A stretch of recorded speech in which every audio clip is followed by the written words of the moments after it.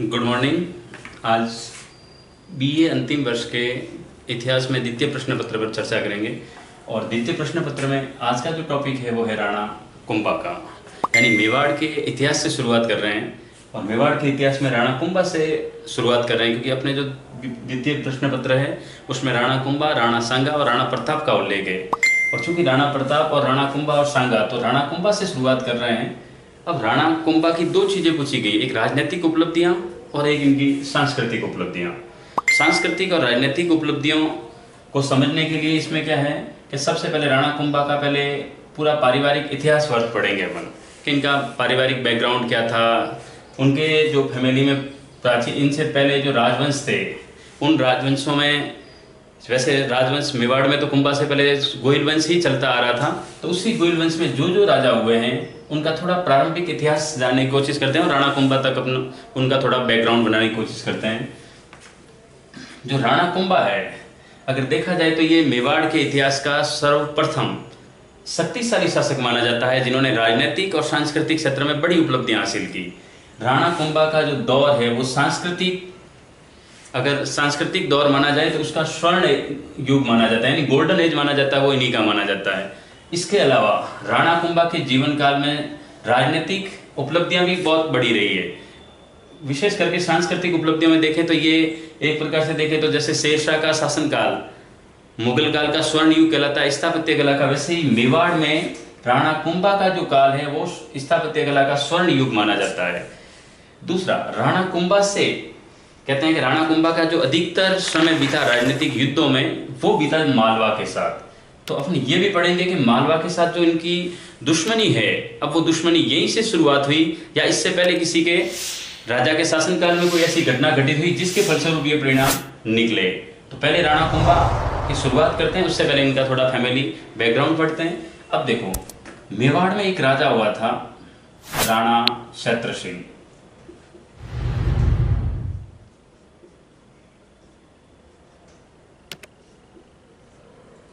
इसको राणा खेत सिंह भी कहते हैं।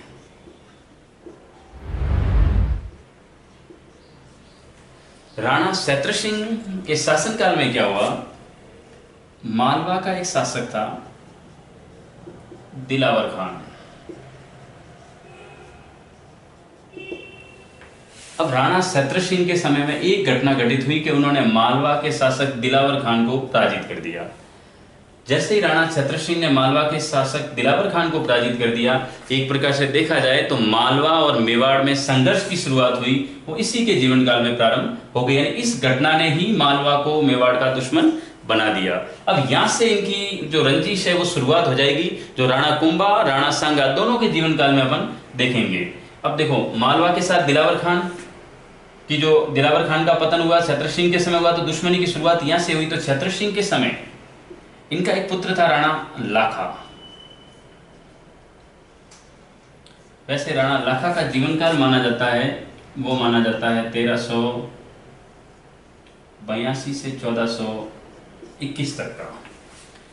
ये जो राणा लाखा है, राणा लाखा के जीवन की सबसे बड़ी उपलब्धि थी, इसके शासनकाल में उदयपुर में जावर यानी चांदी की जो खान है, उस चांदी की खान की खोज की गई थी। यानी जावर की खोज कब हुई है, राणा लाखा के शासनकाल में। अब अगर कुंभा का इतिहास पढ़ते हैं तो राणा लाखा को समझना बहुत जरूरी हो जाता है। अब राणा लाखा के समय, इस राणा लाखा के कहते हैं कि 3 पुत्रों का उल्लेख मिलता है। इन 3 पुत्रों में एक था चुंडा सिसोदिया,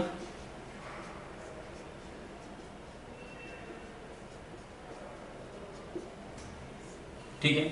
दूसरा मैं बारी बारी से आ रहा हूं, क्योंकि पहले जो पुत्र था वो था चुंडा सिसोदिया, एक था राघव देव और एक था मौकल। लेकिन मौकल बाद की बात है, पहले चुंडा सिसोदिया को समझते हैं। अब देखो, राणा लाखा के बाद मेवाड़ का जो भावी उत्तराधिकारी था वो था चुंडा सिसोदिया। इस चुंडा सिसोदिया को मेवाड़ का भीष्म कहा जाता है।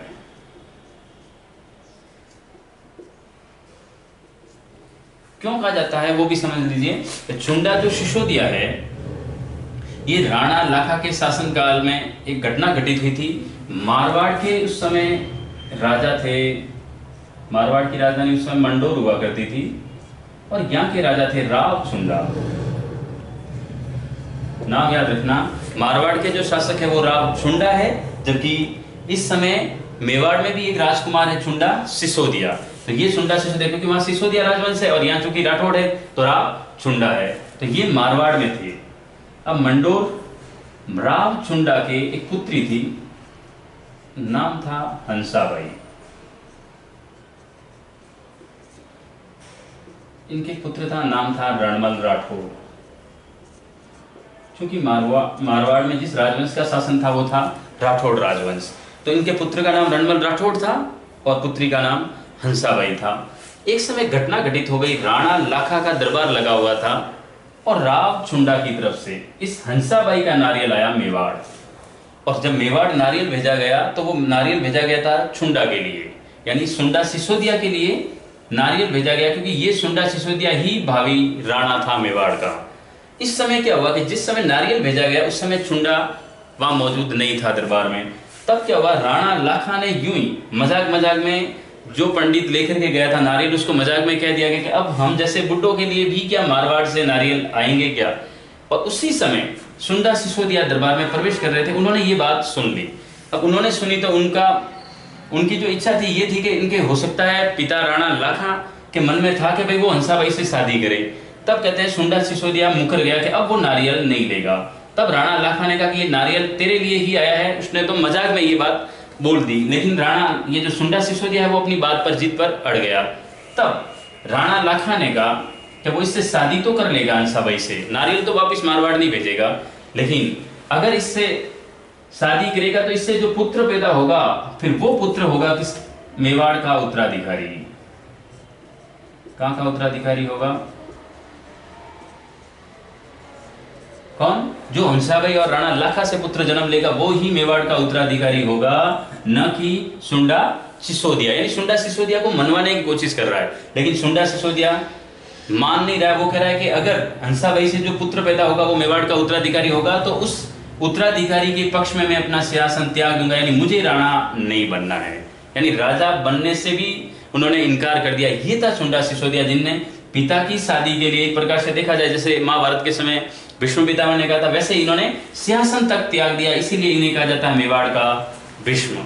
अब देखो मेवाड़ का उत्तराधिकारी उसी समय क्या हुआ, जो रणमल राठौड़ है ये मेवाड़ आया और राणा लाखा से एक संधि हुई थी इनकी। और संधि के तहत ये हुआ कि हंसाबाई जिनकी शादी तो होनी थी चुंडा सिसोदिया से, लेकिन कहते हैं वो राणा लाखा से इसका विवाह तो कर देगा, लेकिन उसके बदले में एक शर्त थी कि हंसाबाई का जब राणा लाखा से विवाह होगा तो राणा लाखा से जो और हंसाबाई से जो पुत्र पैदा होगा वो पुत्र ही मेवाड़ का उत्तराधिकारी होगा। ये इस संधि में तय हो रखा था और रणमल राठौड़ की तरफ से ये प्रस्तावित था।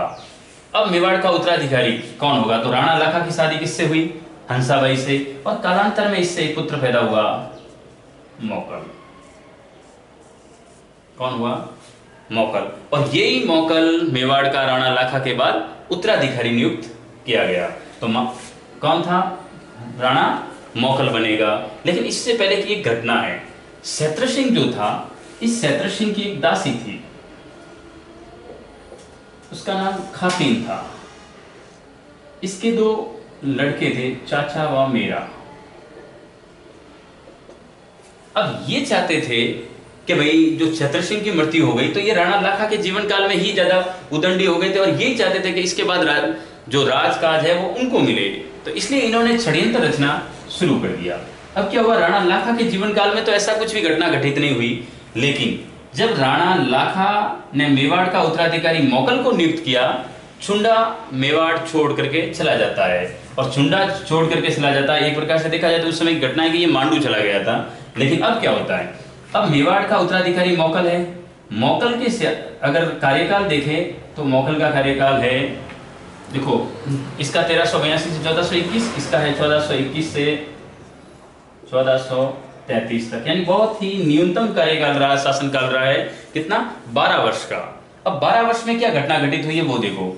मौकल के समय कुछ विशेष उपलब्धियां नहीं थी, लेकिन इन्होंने क्या कर दिया, आबू की एक राजकुमारी थी, आबू में परमार राजवंश था, वहां की राजकुमारी थी सौभाग्य देवी, और सौभाग्य देवी से विवाह किसका हुआ? मौकल का। अब मौकल और सौभाग्य देवी से इनके एक पुत्र पैदा हुआ, उसका नाम था राणा कुंभा। क्या नाम था?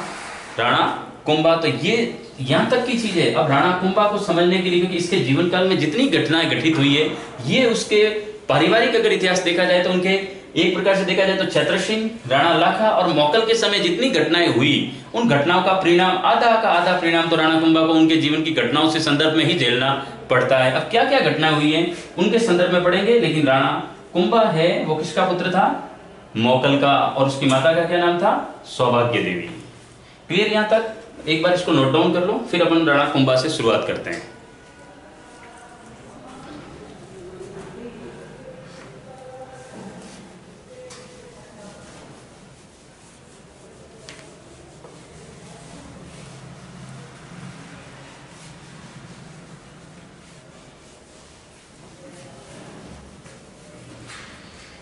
अब देखिए,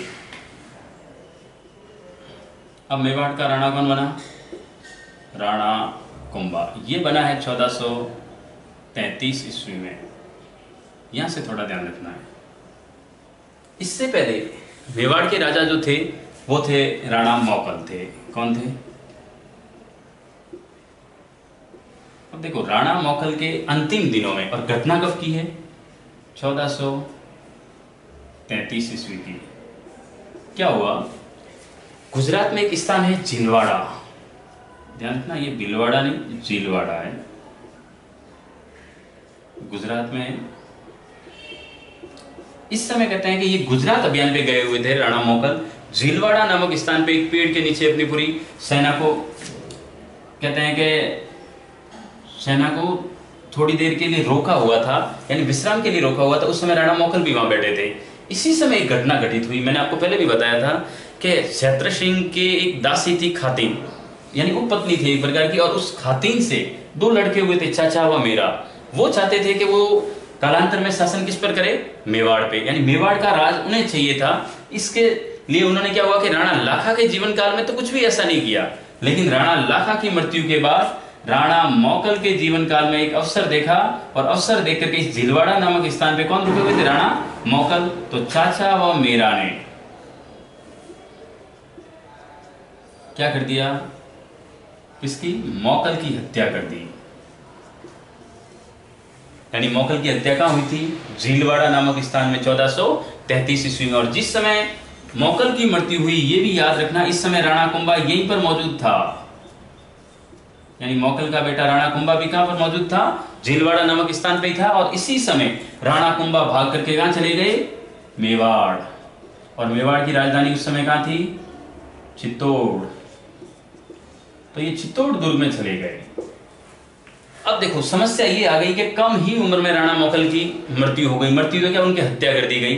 अब मेवाड़ के लिए भावी उत्तराधिकारी कौन था? राणा कुंभा। लेकिन जब ये चित्तौड़ गए तो चित्तौड़ में कहते हैं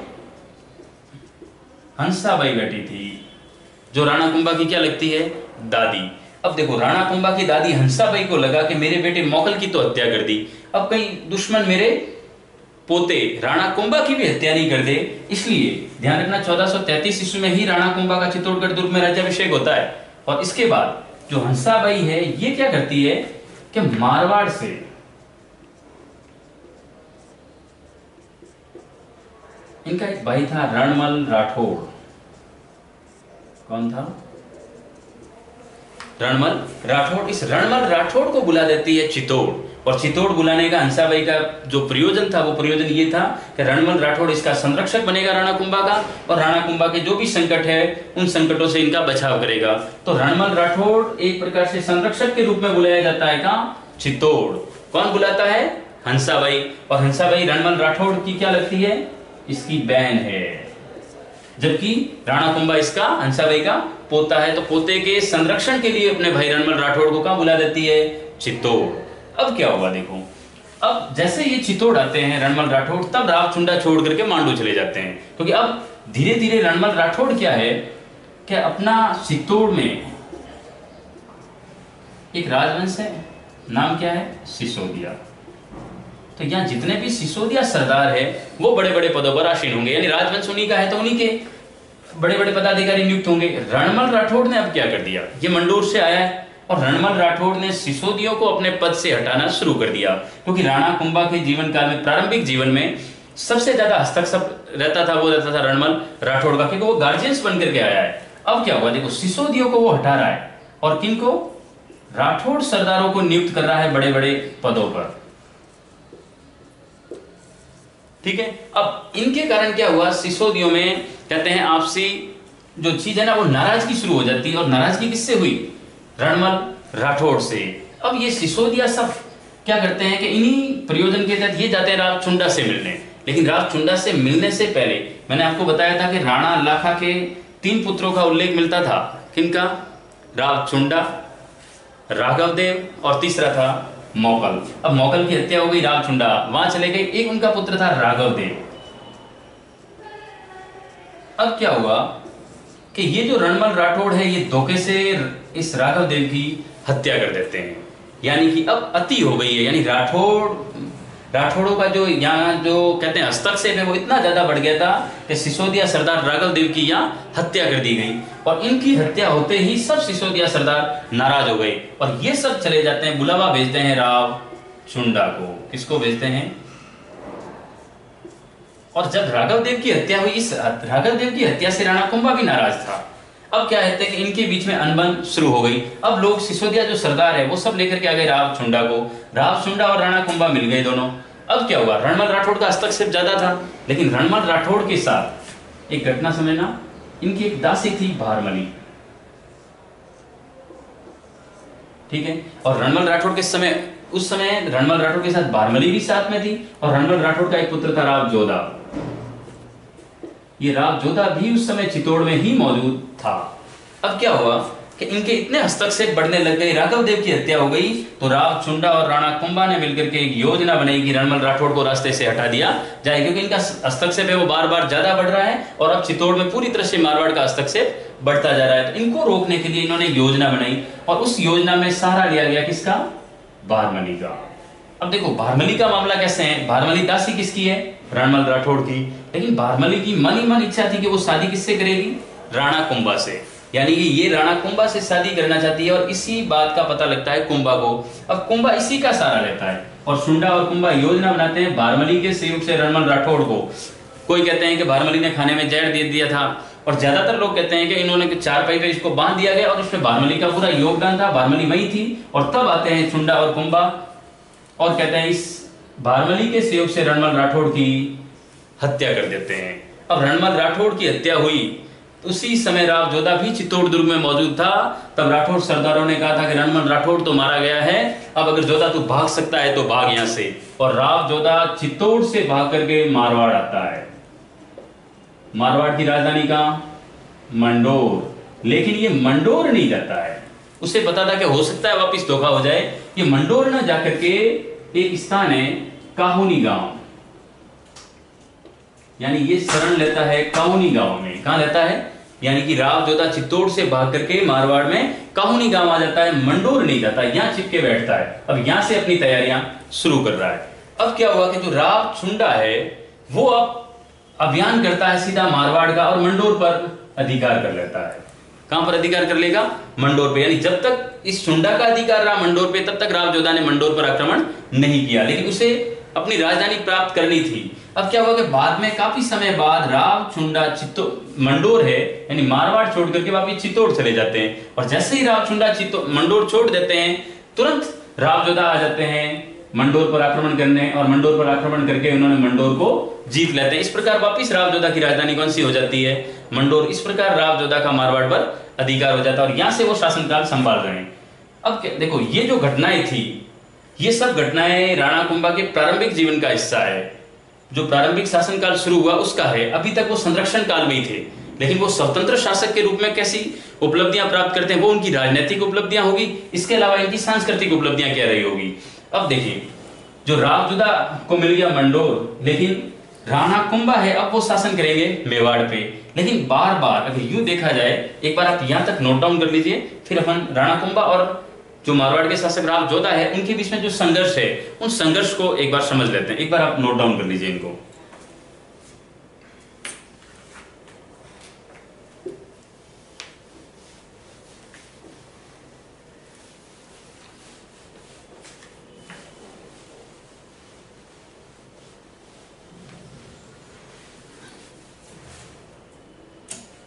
अब देखिए, जो राणा कुंभा है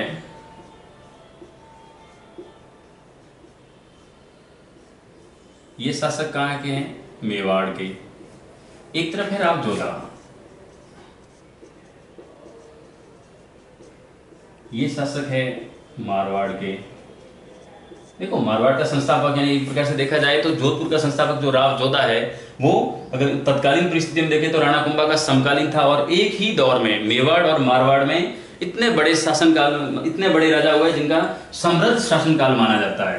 तो एक तरफ थे मारवाड़ में राव जोधा और एक तरफ थे मेवाड़ में राणा कुंभा। अब देखो, इनकी अनबन शुरू हो गई थी। हुई किससे थी? चाचा मेरा वाली घटना हुई, रणमल राठौड़ का हस्तक्षेप बढ़ना शुरू हो गया। चाचा मेरा के साथ एक आदमी था महपा पवार, वो फिर भाग करके मांडू चला जाता है। उसको अपन मालवा के साथ जब युद्ध होगा तब राणा कुंभा के साथ में उसको पढ़ेंगे। तब तक देखो, राव जोधा और राणा कुंभा, अब इनमें अगर यूं देखा जाए तो पारिवारिक रिश्तेदारी भी थी। और ये रिश्तेदारी क्या थी? राणा कुंभा की जो दादी थी, कौन थी? हंसाबाई, रणमल राठौड़ की बहन। अब रणमल राठौड़ की बहन है तो इनकी क्या हुई? बुआ, और इनकी दादी। अब देखो, दोनों का रिलेशन हंसाबाई से है, और हंसाबाई ये नहीं चाहती थी कि मारवाड़ और मेवाड़ आपस में उलझे। कहते हैं इस बार बार इनमें संघर्ष हो रहे थे, क्योंकि मारवाड़ और मेवाड़ की सीमाएं आपस में जुड़ी हुई थी और बार बार टकराव हो रहा था। तब क्या हुआ कि हंसाबाई के हस्तक्षेप से, किसके हस्तक्षेप से? हंसाबाई ने हस्तक्षेप करवाया, और इनके हस्तक्षेप के मध्य राव जोधा और राणा कुंभा के मध्य एक ऐतिहासिक संधि होती है, और वो संधि होती है सोजत क्षेत्र में। और यहां संधि हुई थी, उस संधि का नाम है आवल बावल की संधि। ये मोस्ट इंपोर्टेंट है संधि, 1453 की है। ध्यान रखना, यहीं से मारवाड़ के शासक राव जोधा स्वतंत्र शासक के रूप में माने जाते हैं, और यहां से वो अपना कार्यकाल शुरू करते हैं। तो ये आवल बावल की संधि के तहत ही उनको स्वतंत्र शासक के रूप में शुरुआत की थी। तो आवल बावल की संधि कब हुई है? 1453 में। किस स्थान पर हुई है? सोजत में। था क्या? आवल जो था वो आंवला का पेड़ है, और जो बावल है, मारवाड़ी वैसे भी बावली से संबंधित है, तो उसको कहते हैं बबूल। तो इसी के कारण ये आवल बावल की संधि हुई। अब क्या है, ये दो पेड़ थे, सोजत क्षेत्र में उगे हुए थे, यहीं पर दोनों के मध्य संधि होगी। संधि में मुख्य रोल किसका है? हंसाबाई का, और इनके हस्तक्षेप से इस आवल बावल पेड़ के मध्य इनकी संधि हुई थी। तब इनकी सीमा निर्धारित की गई कि जो आवल यानी आंवला का जो पेड़ है वो मेवाड़ की सीमा निर्धारित की गई, यानी इससे मेवाड़ वाले आगे नहीं आएंगे। बबूल का पेड़ मारवाड़ में ज्यादा होता था, ये समझ लो, ये मारवाड़ की सीमा निर्धारित कर दी गई, और यही संधि ऐतिहासिक संधि कहलाती है, आवल बावल की संधि। और इस संधि के तहत राव जोधा की एक पुत्री थी श्रृंगार देवी। कौन थी? इस श्रृंगार देवी का विवाह राणा कुंभा का एक पुत्र था रायमल, इस रायमल से विवाह हो जाएगा। यानी वो अपनी पुत्री का विवाह किससे करवा देगा? रायमल से।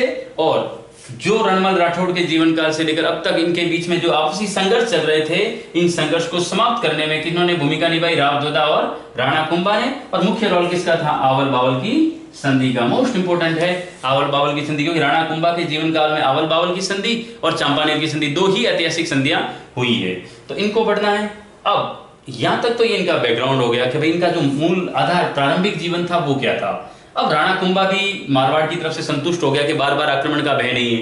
राव जोधा का भी भय खत्म हो गया। अब राव जोधा मारवाड़ में अपने राज्य का विस्तार कर रहा है, राणा कुंभा मेवाड़ में अपने राज्य क्षेत्र का विस्तार करेगा। और अब वो अपने प्रारंभिक दुश्मन यानी जो परंपरागत दुश्मन थे उनके खिलाफ अभियान छेड़ेगा, और उनमें उनका सबसे प्रतिद्वंदी बड़ा है वो है मालवा।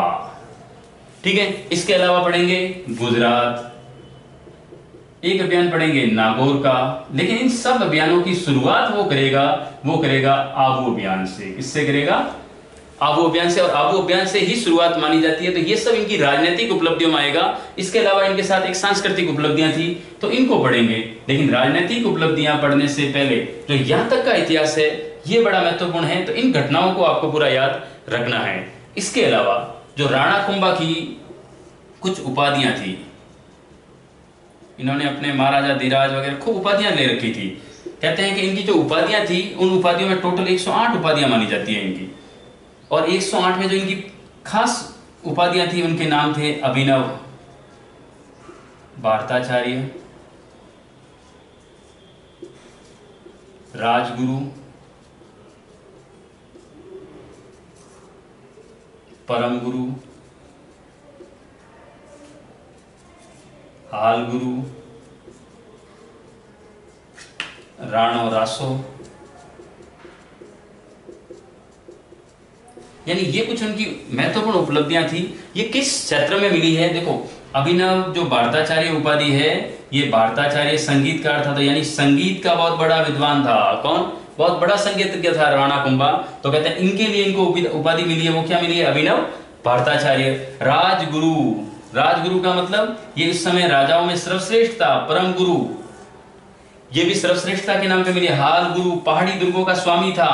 राणो रासो, सबसे ज्यादा पूछा जाता अभिनव भारताचार्य और राणा रासो के रूप में। देखो, रासो एक साहित्य है, तो कहते हैं ये साहित्यकारों का संरक्षक था। क्या था?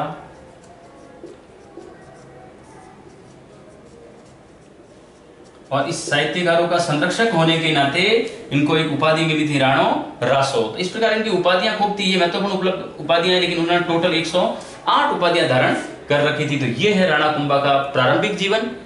पार्ट 2 में, ये पार्ट फर्स्ट है, पार्ट 2 में अपन पढ़ेंगे इनकी राजनीतिक उपलब्धियां, जिनमें आबू, मालवा, गुजरात और नागौर को पढ़ेंगे। ये इनके जीवन में सबसे बड़ी उपलब्धियां थी। इसके अलावा पार्ट 2 में ही हम पढ़ेंगे सांस्कृतिक उपलब्धियां और एक पढ़ेंगे राजनीतिक उपलब्धियां। ये इंपॉर्टेंट है थोड़ा। तो एक बार इसका जो प्रारंभिक जीवन है वो पढ़ लो, उसके बाद अपन सेकंड पार्ट में आएंगे सांस्कृतिक और राजनीतिक उपलब्धियों में। आज तक के लिए इतना है।